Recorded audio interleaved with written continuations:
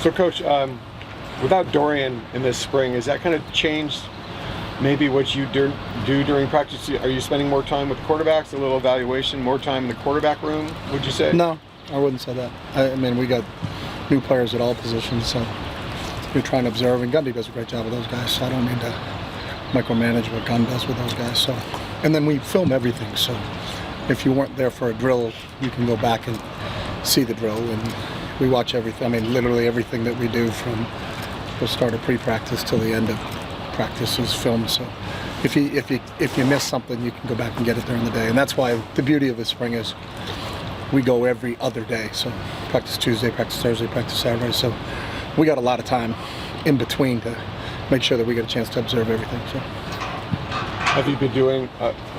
You mentioned a lot of new guys. Mm-hmm. Do you specifically spend a lot of time watching that film to watch them overall, would you say, just to get a handle on the new faces? No, because we've been with these guys since January, so you know they were in here for workouts, so you get a chance to see their movement patterns and what they can do. And KB did a great job. We kept that whole group together. All the kids that enrolled in January were in the same group, so we got a chance to watch those guys from 5 days a week since January. So you get a good feel for how they interact, what they're like as teammates, what their movement skills are, and then it's just football. So we're watching everybody and everybody. So. Given the depth at interior defensive lineman, it would seem Keanu Williams has a chance to step up, play a lot, play a major role. What have you seen from him? We've had 3 days with him, and he's been really good in the 3 days that we've had him. So we got a long way to go with all those guys. So it's they're learning something new, but we do have depth. I've been in that meeting room with Akaika. He's doing a great job with those guys, and I think he's a big body. He's really sharp. He's picked things up very quickly. I'm excited about where he is after 3 days. And speaking of Ikaika, obviously now he's got the defensive line on top of his outside linebacker coaching duties. What did you like about that move and putting him there?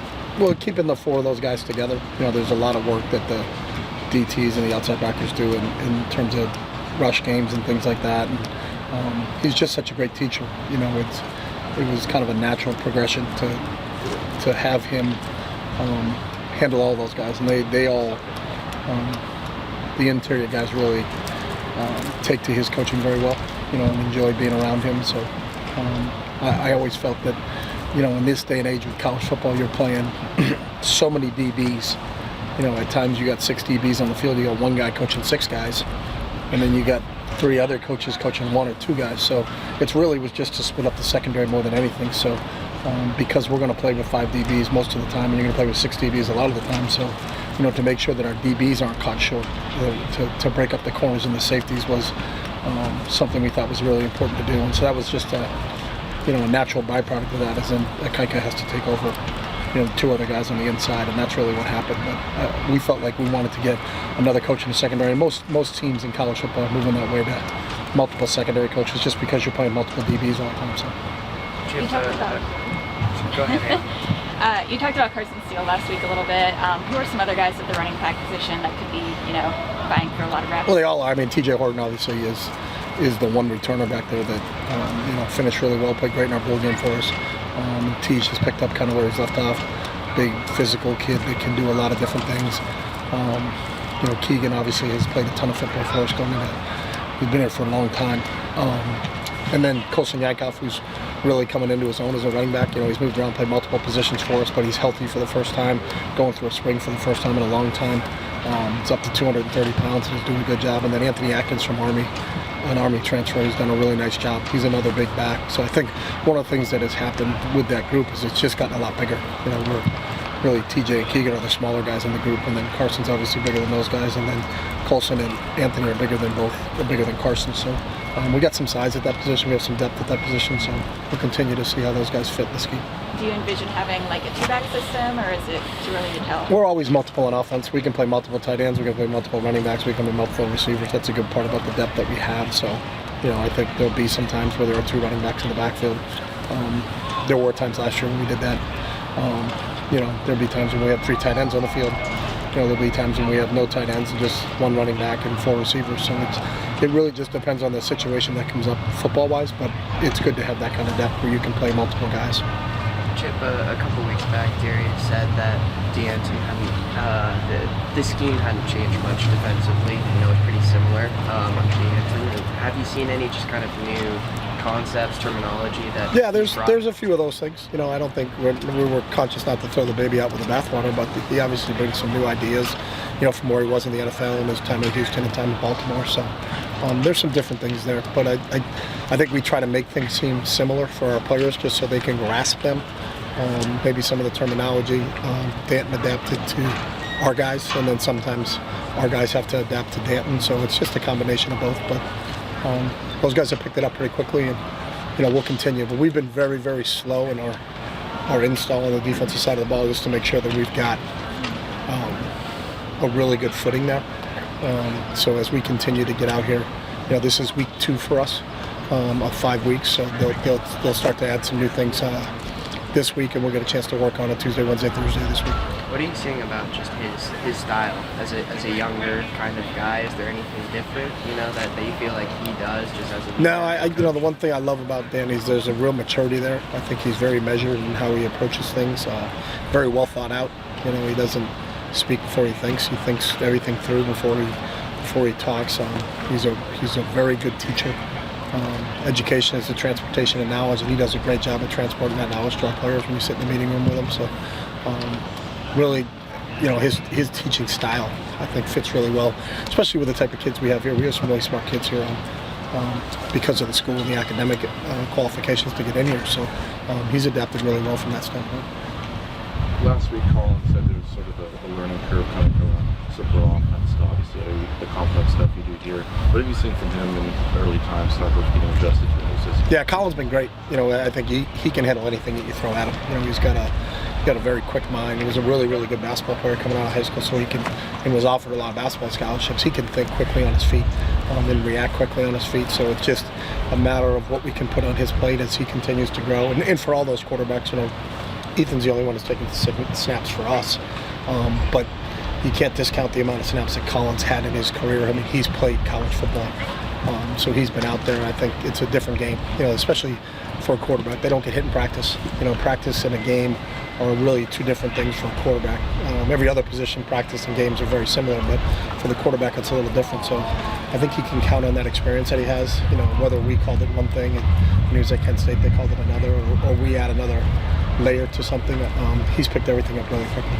And then the tight end competition seems like it might be kind of flying under the radar a little bit, but from your point of view, has anyone stood out there? And does it really matter if one guy kind of separates himself from the rest, or do you want a rotation there anyways? Yeah, we want the best players to play. So, you know, obviously the more depth you have, the better it is.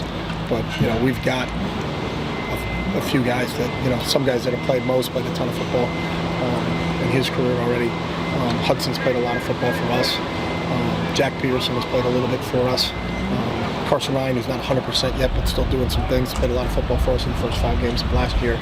So we have some depth there. It's just a matter of trying to see if we can put them into positions where, you know, that they fit the best, and, you know, who's the best at each role, because that position can be totally different.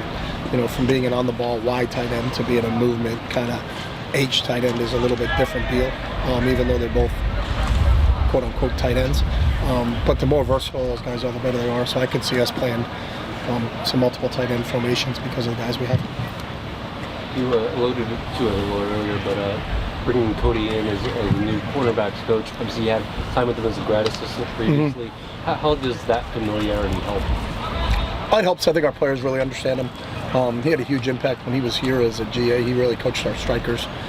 Coach Az did a great job and trusted him enough when he was here, you know, to let him coach that position a little bit. And, you know, I always felt that Cody was going to be a real star in this profession. You know, he's sharp, he's articulate, he relates well to our players, does a great job, and we were really excited we got an opportunity to get him back here. Coach, what have you seen from some of the younger offensive linemen like Bruno Fina, Sam Yoon, Noah? All doing a really good job, taking advantage, obviously, with Neo and Johnny Gunn. Couple openings there.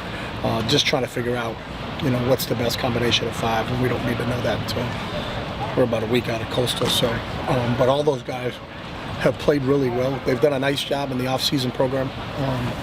You know, and that's the point for us, is we wanted to give that whole winter quarter to just the off-season program, and KB does such a good job of those guys. So they've transitioned really well into what we've done this week, and all those guys are getting a ton of reps, because we do get a lot of reps in our training sessions. So you learn by doing, and those guys have been eating it up like a sponge. And, Judd's doing a really nice job with those guys. So I'm excited about what that looks like. I think Duke and Garrett have really kind of stepped up as leaders in that group, but the rest of those young guys have come along really well. So we're excited about our depth there also. How is Bill McGovern doing, and what are his responsibilities and his goals? Yeah, Billy's doing good. He's battling. He's here a couple days a week when it fits into his treatment schedule, and he's done a lot of film work for us, and breakdowns and analytical things where you can break down tape. You can give him some projects in terms of, blitz packages and things like that people are doing at the next level, and kind of how does that translate. He's helped Danton a ton, Danton just getting a chance to pick Billy's brain and talk to him a little bit about the players in our program and his evaluations of them and what he feels like their best strengths and weaknesses are. And then we're all kind of using him as a resource just as a football standpoint. So he's doing well, but he's really helping us a ton off the field right now. What's your relationship with him like? Excuse me? What's your relationship with him like? I love Billy. Billy is a special human being, and we're fortunate that we get a chance to have him be around us. So he's as good as I get in this profession. Chip, any thoughts on not having a spring game this year? We haven't had a spring game for a couple of years. I think we do so much situational work. We have referees here for 5 days, so we do all of that situational work. We'll do a lot of red zone work and third down work with them when they come in again this week. Everything for us is just trying to get better, and I think the spring for all of us is just how do you get really better at it. We learned through the COVID process when we went through that spring, and we had the similar schedule. I felt like that was the best thing for us. We're maximizing our teaching days. I think you get 34 days to get 15 practices, and we're going to use them all just so that, we really spend a lot of time. You get 20 hours a week in the off season. I mean, this is considered in season for us, but we only practice 6 hours of those. So we get 14 hours a week of meetings and things like that. And really, the spring is for us to teach and get our players ready for the fall. So, to us, it's just how many different situational things can you get into. Sometimes the spring game, you don't get to express those things, because the ball may not get into the red zone or the ball doesn't get into a coming out situation. We feel like we can get more work in the way we're doing it right now, and it's benefited us the last 2 years, so we're going to continue to stay on that path. We're good? We do. All right, thanks, guys. Thanks.